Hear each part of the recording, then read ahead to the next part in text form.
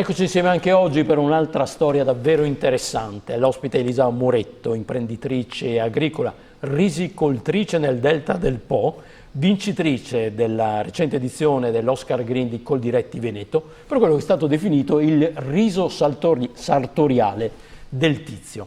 Allora, la storia è bella perché è la storia di un'azienda agricola di famiglia che 3 anni fa si è trovata davanti al classico bivio: o inventarsi qualcosa di nuovo oppure cedere l'attività. Hanno deciso la prima scelta, cioè di inventarsi qualcosa di nuovo. E cosa vi siete inventati? Ma noi partiamo da un prodotto d'eccellenza che è il riso coltivato sui nostri terreni salmastri, che quindi conferiscono al prodotto un gusto, una sapidità del tutto particolare. E abbiamo deciso assieme ai miei fratelli di creare questo impianto di lavorazione dove lavoriamo il nostro riso, però non potevamo fermarci lì. Avete anche la pila, quindi loro non solo coltivano il riso, ma lo producono. Lo confezioniamo, partiamo dalla semina del riso fino al confezionamento finale.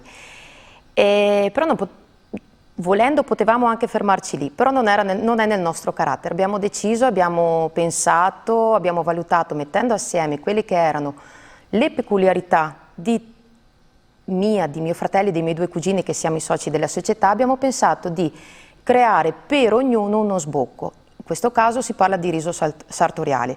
Quindi partendo dalla mattonella di riso sottovuoto, noi abbiamo pensato di creare... Mattonella, la confezione classica del riso, ecco, classica del riso. Non comprende cosa Assolutamente la mattonella. Sì. In gergo viene chiamata mattonella sottovuoto, sì, proprio certo. per quello.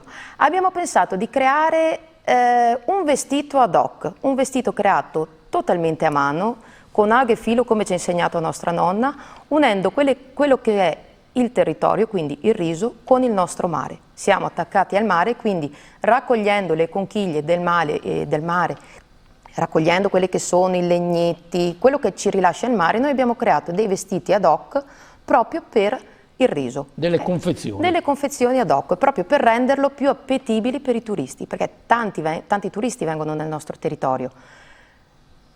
Abbiamo pensato che qualcuno poteva essere interessato a portare a casa un prodotto di qualità, un'eccellenza di qualità del nostro territorio da regalare a parenti, amici o quant'altro. Diventava quasi un gadget. Un gadget. Di qualità. Assolutamente sì. E da lì sono nati i nostri sacchetti totalmente fatti a mano, che non ce n'è uno uguale all'altro. Che viaggiano per tutta l'Italia ormai. Assolutamente sì, perché fortunatamente sono piaciuti. E quindi abbiamo il nostro corriere che parte, ci arrivano gli ordini e riusciamo a spedire in tutta Italia. Non ci limitiamo al confezionamento del solo riso, ma andiamo a creare anche, essendo completamente fatte a mano dal sacchetto alla decorazione, riusciamo a creare confezioni regalo anche per i biscotti, per la birra, in base alle esigenze del cliente. Quindi tutti i prodotti che noi creiamo nel nostro impianto riusciamo a trasformarli in confezione regalo. Ma quindi voi con il vostro riso fate anche dei biscotti, si produce anche birra col riso? Assolutamente sì, noi abbiamo creato una collaborazione con un microbirrificio al quale abbiamo lanciato una scommessa ancora 2 anni fa. Volevamo fare una birra di riso. Il mastro birraio ci ha guardato e mi fa: proviamo assieme. Ci siamo presi per mano e assieme abbiamo creato una birra con un riso integrale gelatinizzato, con il nostro riso integrale gelatinizzato, e devo dire che è stata molto apprezzata. È una birra a fermentazione in bottiglia con un grado alcolico di un 5%, quindi è una birra che si beve bene e stiamo avendo grandi soddisfazioni. Con il riso però si fanno anche le farine. Noi praticamente il riso lo abbiamo lavorato e selezionato nel nostro impianto, lo trasportiamo nel mulino, abbiamo un mulino a legno e pietra, con solo legno e pietra, e da lì creiamo la farina, quella che usiamo sia per vendere per i clienti, ma anche proprio per creare quelli che sono i prodotti da forno che creiamo proprio dentro il nostro laboratorio.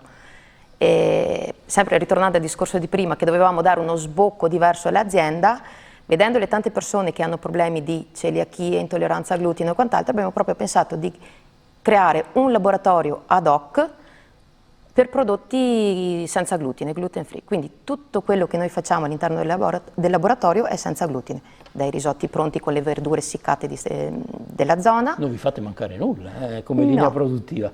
Assolutamente no, perché abbiamo cercato di mettere assieme tutte le passioni di noi, della famiglia. quindi mia, di mio fratello e dei miei 2 cugini. Ecco, talvolta l'italiano ha dei limiti, nel senso che spesso usiamo il termine maschile, perché adesso e anche prima ha detto io, i miei fratelli e i miei cugini. Sì. È lei che sta la macchina da cucire per fare i sacchetti o... Sì, lavoriamo assieme. Assieme? Assieme non mi dica che i suoi fratelli e i suoi cugini si mettono a fare gli orli. Allora, mio fratello e mio cugino sono dediti a quella che è la coltivazione, quindi certo. il lavoro più maschile, diciamo, alla lavorazione e alla pilatura del riso. E io e mia cognata... cognata? Cognata, sì, no, sì, ero sì. sorpreso No. Da un maschetto alla macchina da cucire. No. Io e mia cognata gestiamo quella che è la produzione del...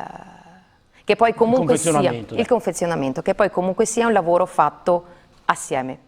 Perché non si può pensare che un singolo possa fare tutto. Assieme riusciamo a fare quello che siamo riusciti a creare fino ad oggi, anche il semplice fatto di dire l'accoglienza in azienda delle persone, dei gruppi, dei bambini, per spiegargli cos'è il riso, come viene coltivato, perché tanti non lo conoscono, non sanno che il 90% della sua vita lo fa a bagno, cresce a bagno. Cioè, voi coltivate secondo la tecnica tradizionale della sommersione? Assolutamente sì. Noi seminiamo alla volta di aprile, fine aprile, maggio e andiamo a raccogliere a settembre. E il 90% della crescita della pianta è tutta a bagno. Quindi quest'anno no, ma insomma un paio di anni fa qualche problema l'avete avuto con la siccità? Sì, un paio d'anni fa sì, perché abbiamo avuto il problema della risalita del cuneo salino. E lì abbiamo dovuto centellinare proprio l'acqua. Vuol dire che il mare entra all'interno dei canali e quindi salinizza l'acqua, che ovviamente se viene usata per coltivare rischia anche di bruciare i raccolti. Assolutamente sì, perché il riso comunque ha una tolleranza al sale che è intorno al 4 per 1000, l'acqua del mare ne ha un 32, sì, quindi sì. Dovevamo proprio centellinare, anche perché con le alte temperature l'acqua tende ad evaporare, quindi bisognava giornalmente gestirla proprio alla virgola l'acqua.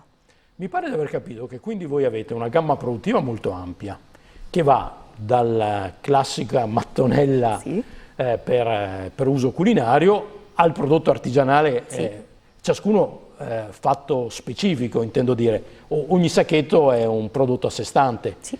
E quindi avete anche una gamma di prezzi, senza che adesso lei mi dica, voglio dire, molto ampia, perché immagino che chi acquista il sacchetto decorato lo debba acquistare con lo spirito del regalo più che dell'utilizzo in cucina, insomma, perché c'è uno sforzo, quindi ci sarà anche un costo adeguato. Allora, le posso dire che i nostri amici, perché non li definisco clienti, non mi piace definirli clienti, mi piace più chiamarli amici, perché comunque ci mettiamo la faccia in tutto quello che facciamo, ci piace creare proprio un rapporto con chi ci viene a trovare in azienda presso lo spaccio oppure nei punti vendita, nei mercati dove ci trovano.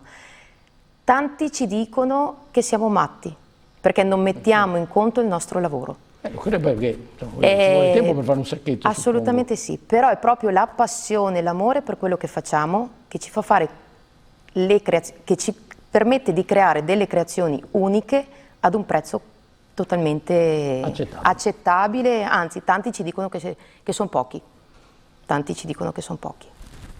Lei, da imprenditrice del luogo, come vede lo sviluppo del Polesine dal punto di vista turistico? Secondo me si può fare di più o siete contenti di quello che c'è? Perché voglio dire, le masse rovinano anche l'ambiente, diciamocelo chiaramente. Allora, non mai dire abbiamo fatto abbastanza, mai. Bisogna sempre riuscire a dare uno sbocco nuovo, creare qualcosa di bello, creare rete anche tra le aziende. E, secondo me abbiamo tanto da dare. Il Delta, siamo nel cuore del parco, del Delta del Po. Da settembre in poi va visto, cioè adesso magari sì. non è proprio ancora il caldo, non è uno dei vostri forti, è più bello venire nelle mezze stagioni. Assolutamente sì. Però è da vedere, che è straordinario. Meraviglioso.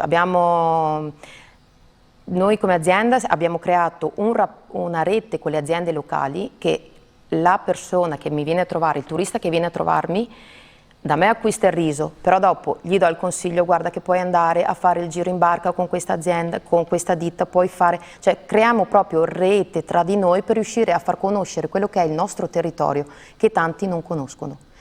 Io ci vengo abbastanza spesso, però devo dire che mi trovo a riflettere che è anche bello perché bene o male ti trovi isolato, cioè non c'è la folla. Per cui mi trovo sempre ragionando tra me e me, dico, però se lo promuovono troppo, poi qua alla fine questa bellezza della solitudine il- non ci sarà più. È una bellezza naturale la nostra, che bisogna saper scoprire, bisogna saper apprezzare quelli che sono gli scorci che ti dona. Assolutamente. Perché se si arriva a Porto Tolle con l'idea di trovare locali per far festa tutta la notte, Beh, diciamo che se arriviamo in comune di Porto Tolle, ma andiamo un pochino più in là, perché Ma non è proprio bellissima Porto Tolle. ecco, no? in comune, nel territorio, se Nel arriviamo con territorio invece è se arriviamo con quest'idea di trovare la movida o quant'altro, cioè no, ci non siamo. mancherebbe. Però trovi una bellezza naturale, una tipologia, una varietà di paesaggi che solo il Delta ti può dare. E la sua azienda è a Cassella? A Cassella di 26 Porto famiglie. per far capire. 26-27 famiglie, sì.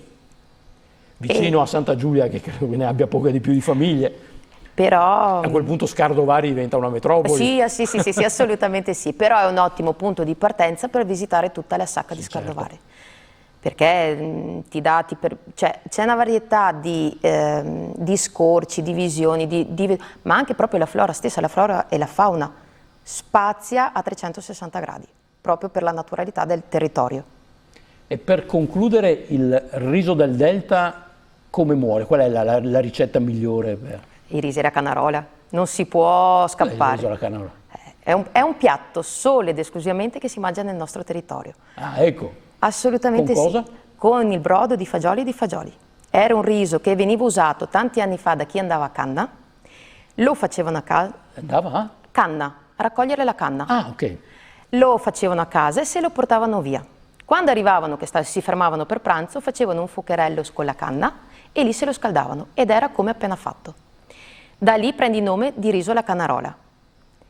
Riso, un piatto della tradizione che pochi conoscono, non c'è assolutamente una ricetta scritta, è solo ed esclusivamente il tramandare tra nonna, mia nonna tramandata Dobbiamo a venire mia a casa mamma. Moretto per assaggiarlo. Assolutamente sì. Non si trova neanche nei locali? Difficilmente lo trovi nei locali, oppure solo in determinate occasioni, tipo con la festa del riso, fanno questo piatto proprio perché è un piatto della tradizione.